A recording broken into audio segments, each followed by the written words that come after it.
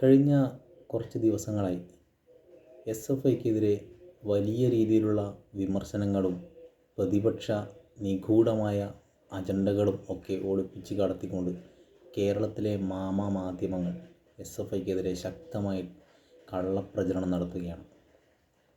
കലാലയങ്ങളിലെ വിദ്യാർത്ഥികളുടെ ഹൃദയങ്ങളിൽ ജീവിക്കുന്ന SFIയെ തികച്ചും വാസ്തവവിരുദ്ധമായ കാര്യങ്ങൾ പറഞ്ഞുകൊണ്ട് അപകീർത്തിപ്പെടുത്താനാണ് ഇവിടുത്തെ മാധ്യമങ്ങളും പ്രതിപക്ഷവും ശ്രമിക്കുന്നത്.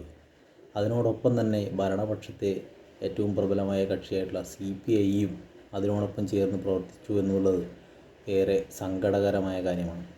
വിമർശിക്കാം, പക്ഷേ പൊതുമണ്ഡലത്തിൽ SFIയെ കൊത്തിക്കീറാൻ വേണ്ടി ചില കാര്യങ്ങൾ ഇട്ട് കൊടുക്കുകയും തൻ്റേതായ രീതിയിലുള്ള ഒരു ഇടം കിട്ടാത്ത സമയത്ത് SFIയെ കുത്തിവലിക്കാൻ ആവശ്യമായിട്ടുള്ള ചർച്ചകൾക്ക് വഴിവെക്കുകയും അതിലൂടെ മാധ്യമങ്ങളുടെ പ്രിവിലേജ് നേടുക എന്ന ഉദ്ദേശത്തോടു കൂടിയാണ് ബിനോയ് വിശ്വമടക്കമുള്ള ഇടതുപക്ഷ നേതാക്കൾ SFIക്കെതിരെ രംഗത്ത് വന്നിട്ടുള്ളത്.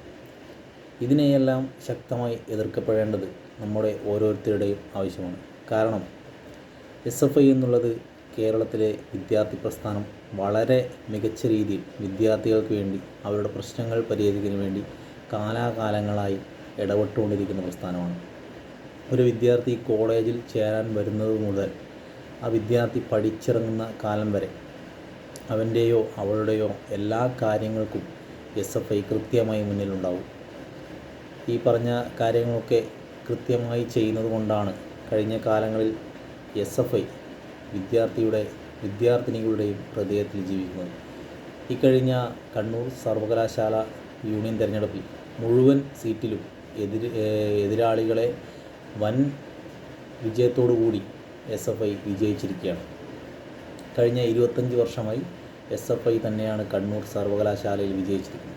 ഇത്തരത്തിലുള്ള എല്ലാ അപവാദങ്ങളെയും തള്ളിക്കളഞ്ഞുകൊണ്ടാണ് SFI വിജയിച്ചതെന്നുള്ളത് നമുക്കെല്ലാവർക്കും അറിയാം.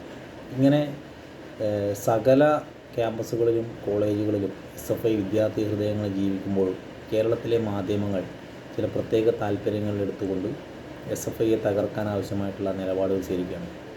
ഇത്തരത്തിൽ എത്രയൊക്കെ എഴുതിവിട്ടാലും എത്രയൊക്കെ തകർക്കാൻ ശ്രമിച്ചാലും വിദ്യാർത്ഥികൾ SFIയെ നെഞ്ചേറ്റുക തന്നെ ചെയ്യുമെന്നാണ് കഴിഞ്ഞ കാല പ്രവർത്തനവുമായി ബന്ധപ്പെട്ടുകൊണ്ട് എനിക്ക് SFIയുമായി ബന്ധപ്പെട്ട് പറയാനുള്ളത്. ചില പോരായ്മകൾ SFIയുമായി ബന്ധപ്പെട്ടുകൊണ്ട് ചില ഘട്ടത്തിൽ ഇപ്പോൾ ഇന്നലെ റഹീം MP പറഞ്ഞതുപോലെ ചില പ്രായത്തിൻ്റെ പ്രശ്നങ്ങളൊക്കെ ഉള്ളതുപോലെ വിദ്യാർത്ഥികൾക്കിടയിലുള്ള ചെറിയ ചെറിയ പ്രശ്നങ്ങളൊക്കെ ഊതിപ്പെരുപ്പിച്ച് കാണിച്ച് SFIയെ താറടിച്ച് കാണിക്കാനാണ് ഇവിടുത്തെ മാധ്യമങ്ങൾ നിലകൊള്ളുന്നത്.